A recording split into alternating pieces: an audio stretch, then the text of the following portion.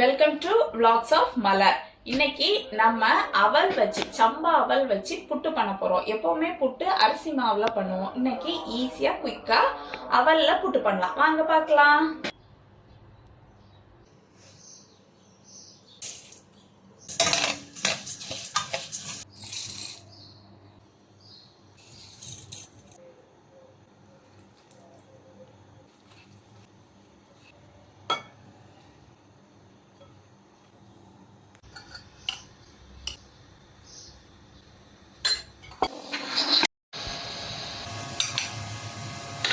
அவல் புட்டு பண்ணியாச்சு.